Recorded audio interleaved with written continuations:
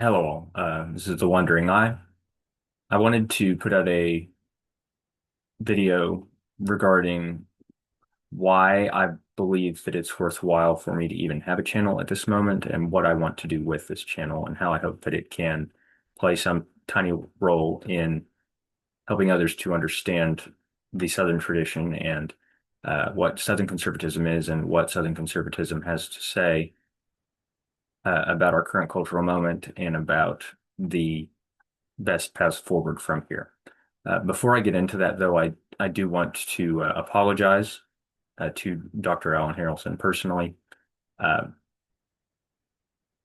I stand by everything that I said in my previous video. Um, and initially, he left me a complimentary uh, reply to that video, um, which he took down later after seeing that I had said some things to his reputational detriment in response to another video, uh, which was going after Dr. Harrelson very critically. Um, and I essentially said that he didn't represent the Southern tradition, that he wasn't speaking for the Southern tradition when he said the things that they were criticizing. Um, I said some things which were very disrespectful and uncharitable, and I certainly am sorry for them. I do respect Dr. Harrelson, and I will strive to live and speak with a greater degree of integrity going forward. I think that uh, Dr. Harrelson, Tucker Carlson, and others who have really weighed in the current cultural moment in order to say that we need to return uh, to charity, to principle, to propriety in the way that we approach our politics, and I certainly agree with that. And I would like to be part of that change. Um, so, with regard to defining Southern conservatism, I have come up with what I call the five R's of Southern conservatism. These are obviously not going to be all encompassing of that tradition because it has a great deal to offer and a very long and storied history to it, but they do, I think, capture the essence. The first of these is rootedness, that being to have roots, to be in a particular place. This comes from the landed nature of Southern tradition. Um, the next is rural living. This goes hand in hand with rootedness, but I felt that it was distinct enough that uh, it deserved its own category.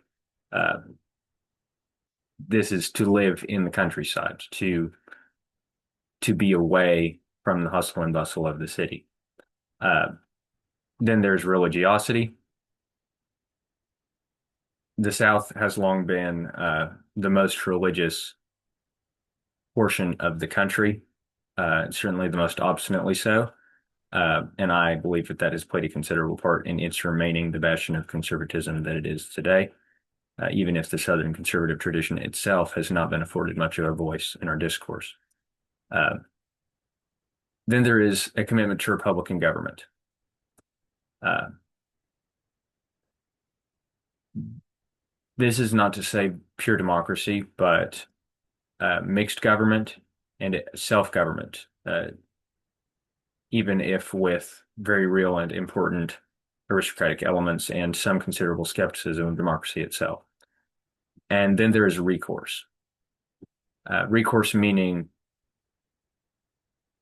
that there are bastions, there are fail-safes, there are countervailing forces and authorities and institutions that can be appealed to in the event that one particular aspect of the system is being abusive of its power or is uh, not honoring the compact that exists between that entity and the residuum of the society or of the people who constitute it.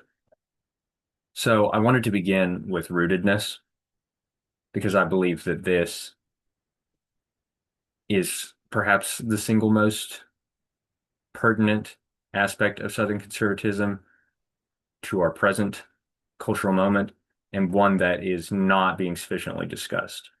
Um, Ben Shapiro recently made some comments to the effect that, we may have grown up in a society which says that we have a right to live where we grew up, but essentially that's not workable, and you should instead chase economic opportunities uh, wherever you must in order to not only get by but to flourish. I very much disagree with that. Um, I am from a family that is tied to the land, that is agricultural and has been on a multi-generational basis. Uh, and I think that rootedness speaks to so many things that we are lacking today. It speaks to the sense of certainty and predictability of one's life. It speaks to the sense of meaning of one's life, to be part of a community, to be a person who is a known quantity, whose character is known and understood by those around them, who has a reputation, uh, and who exists within a network of relationships that are significant and that are mutually supporting. This also ties into our present dependence upon government-run social safety nets. People used to live in communities which would support themselves and each other. Uh, and now that everyone is a free radical, as I like to say, everyone is uh, an uprooted and untethered individual, no one feels that they can trust a community to support them or uh, to protect them from some of the uh, well, frankly, unforgiving possibilities of life. So we must have insurance. We must have uh, social safety nets, social security, pensions, all of these other things that didn't used to exist that now everyone is wholly dependent upon because they're not rooted. They don't have a community. Um, and there's a quote from Edmund Burke that I wanted to share with regard to rootedness. It says, "The strong struggle in every individual to preserve possession of what he has found to belong to him and to distinguish him is one of the securities against injustice and despotism implanted in our nature. It operates as an instinct to secure property and to preserve communities in a settled state." Um, I believe that conservatism consists in the unswept corners of the world. Um, it is the slow accretion of a tradition and of a people and a culture in a particular place over the course of time. And this process cannot take place when one is constantly uprooted and flung to a different state or a different country or a different community uh, in pursuit of economic opportunity. The next tenet of Southern conservatism, as I understand it, is rural living, um, which I would put down to a belief in real labor and real leisure. That is, the work that occurs in a rural environment, agricultural work historically, uh, and now some more trade-based things, but certainly agricultural work. It's very much real work. Uh, but the difficulty of the labors associated with agriculture and rural life is counterbalanced by the presence of real leisure. That is, uh, the opportunity of peace and quiet, the presence of simple joys, love of music, uh, a network of relationships to exist within, uh, a real sense of true friendship, true connection, uh, and just the simple joys of life. I would put rural living down to the pursuit and very often also the possession of a genuine contentedness. Uh, and there are a couple of quotes from James Madison that I believe speak to this as well. Um, James Madison said in a letter which he wrote to Thomas Jefferson in 1786 that a certain degree of misery seems inseparable from a high degree of populousness. I've experienced this myself when I was in college because I attended college in a town which is much larger than the town that I'm from. And I always told people, even if I was alone in my dorm room, I felt like I was in the middle of a beehive or of an anthill. I could just feel the hustle and bustle and the rat race around me, which is maddening. Uh, I would always tell people I would rather be, uh, at a football game in my hometown where everyone in the town was there, packed into the stands, than alone in my dorm room in the middle of a city. Uh, and I don't even like football because there's just something about the press of the masses that drives one to distraction and kills real thought and rest.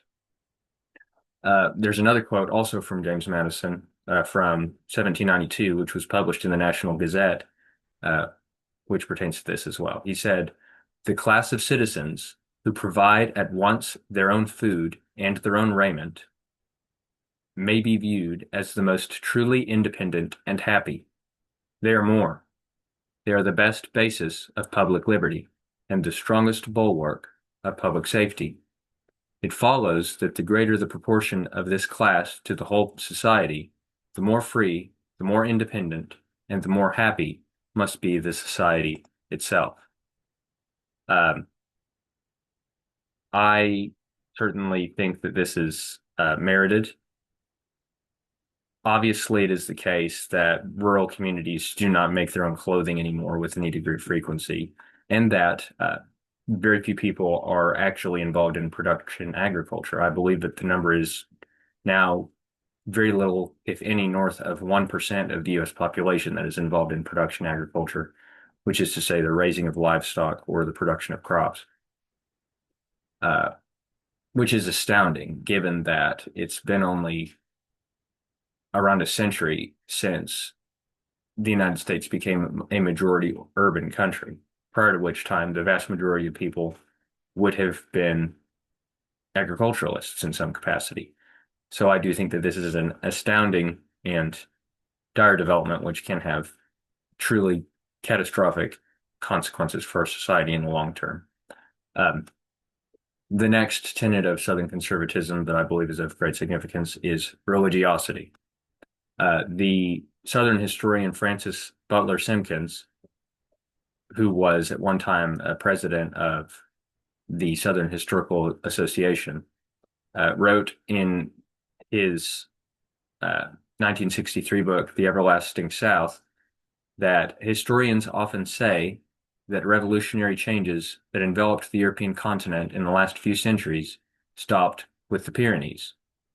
Historians of the United States say with equal reason that revolutionary changes in this country stop with the Potomac. Spain and the South have remained conservative because of the unrelenting piety of Spanish and Southern peoples.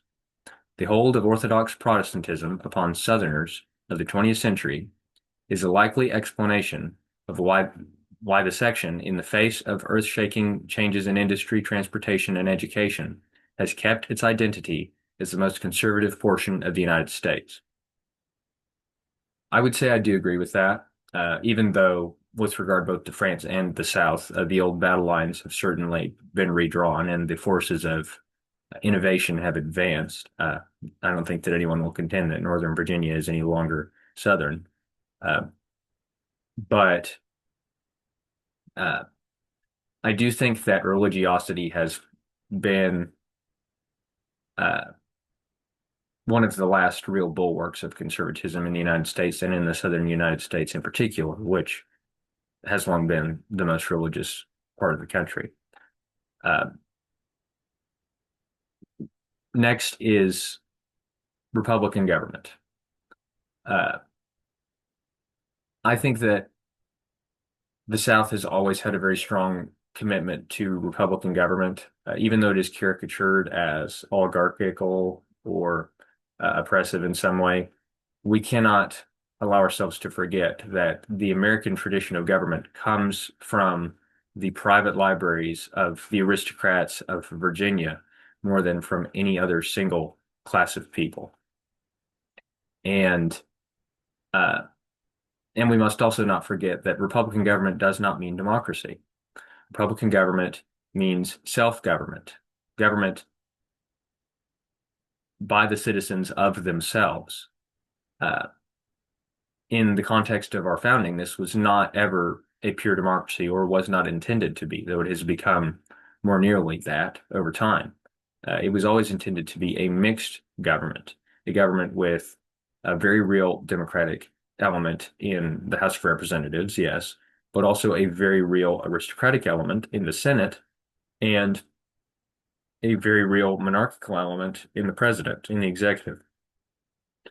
And of course, historically, a great deal of uh, aristocratic influence also came from the state governments, which played a very considerable role in the early discourse and social and political functioning of this country in a way that they have not until quite recently. Uh, I also have uh, a couple of historical quotes to substantiate this. Uh,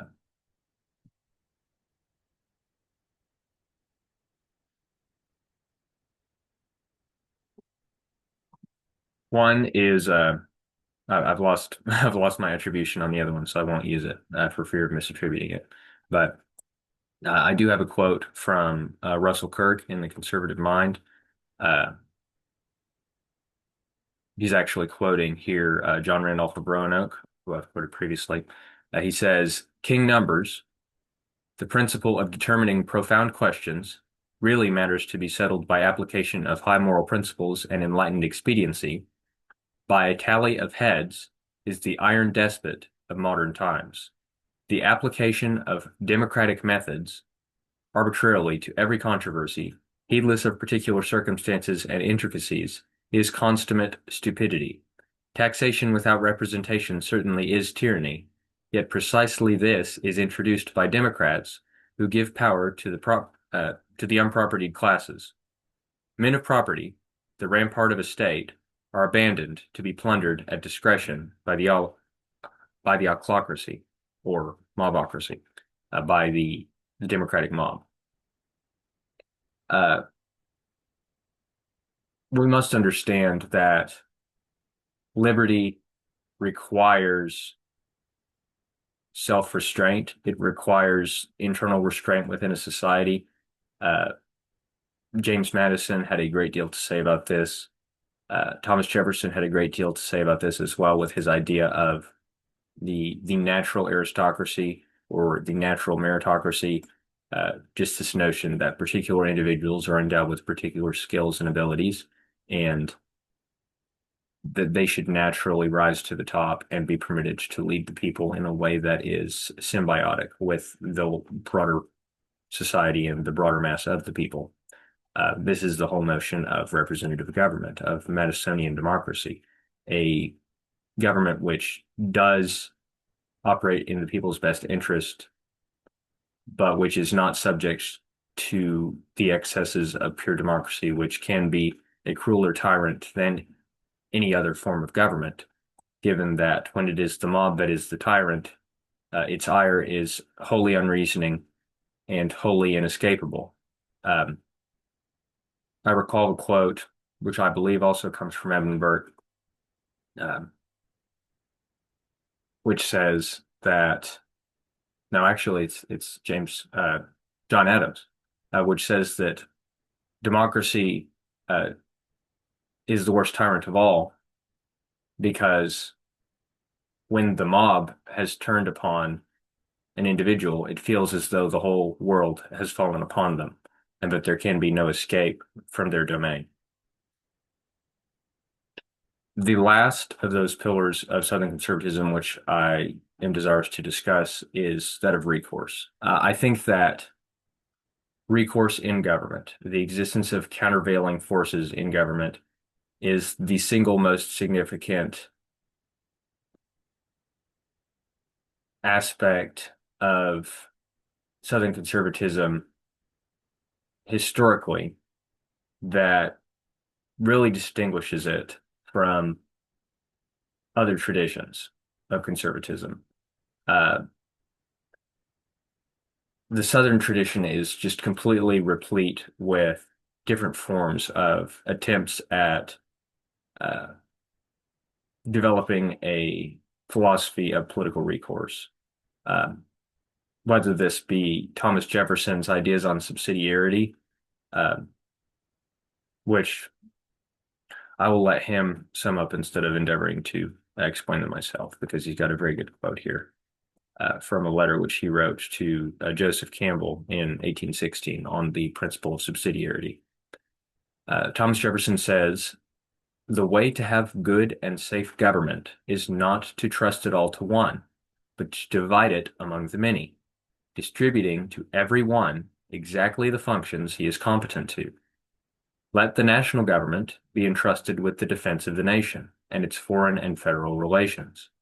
The state governments with the civil rights, laws, police, and administration of what concerns the state generally. The counties with the local concerns of the counties, and each ward direct the interests within itself.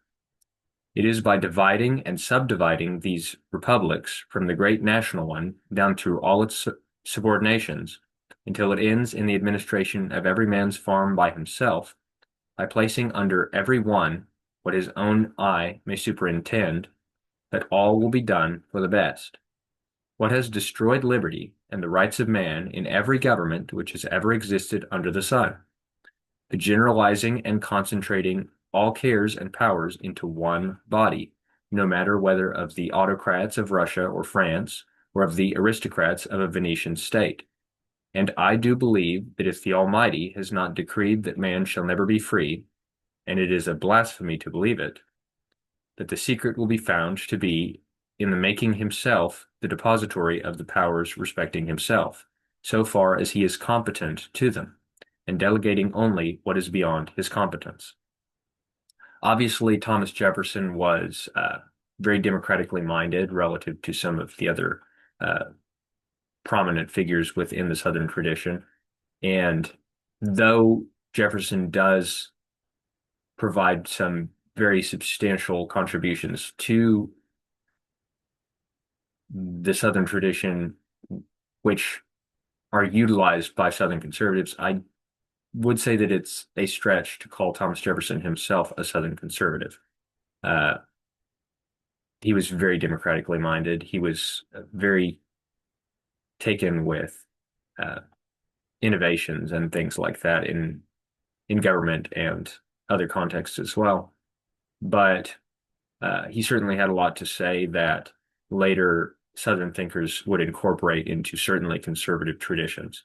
Um, Obviously, the single most prominent piece of theory coming out of the Southern tradition, which deals with the notion of political recourse, is most probably the Virginia-Kentucky resolutions, which were written by Jefferson and James Madison in 1798 and 1799 during the crisis of the 1790s, um, which dealt with the ideas of nullification, state nullification of federal dictates, in this case, the Alien and Sedition Acts, which they were quite certain were unconstitutional and considered to be a breach of the Constitution, the compact that existed between the federal government and state governments, but also uh, the idea of interposition, which is the notion that a state would step in to prevent the enforcement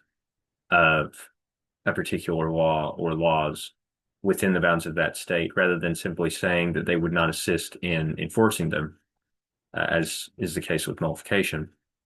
And then there's the idea of secession, which of course would come about later in the course of the American Civil War, or in the lead up to the American Civil War. Uh, and it's really the ultimate recourse. It's the appeal uh, to the sword, if need be. But the notion that every society retains the inalienable, the irreducible right to remove itself from any political arrangement in which it exists, in order to secure its own liberty and safeguard its own prosperity and security. Uh, I do have another quote here from John C. Calhoun, who was another prominent Southern conservative from the first half of the 19th century, uh, who's speaking here on the cause of the Civil War. He says, stripped of all its covering, the naked question is whether ours is a federal or a consolidated government, a constitutional or absolute one, a government resting ultimately on the solid basis of the sovereignty of the states or on the unrestrained will of a majority, a form of government, as in all other unlimited ones, in which injustice and violence and force must finally prevail. We must not forget one of the central truths of the Southern tradition, which is that the states are and ought to be sovereign societies, that they were the willing parties to that compact, which is our Constitution, that the federal government is a creature of the states and not the inverse. We get the idea because we see the example of other countries in which provinces are set up by the federal government or by the national government of that nation and are just an administrative subdivision of the society. This is not the case within the United States. Even those states which were admitted to the Union following or even well after the ratification of the United States Constitution are considered to have been parties to the original compact, and they do or ought to possess those rights which are due to largely sovereign societies. They are owed respect from the federal government, just as they owe respect to the federal government to a degree. And they form an entire axis of checks and balances, which has largely been invitiated and demolished since the American Civil War. Everyone thinks of checks and balances within the context of American government as horizontal checks and balances, which is to say the checks and balances that exist between the three different branches of the federal government, the legislature, the judiciary, and the executive. And that is an important element of our Constitution and our national political arrangement, but it's not the only set of checks and balances that we should think of.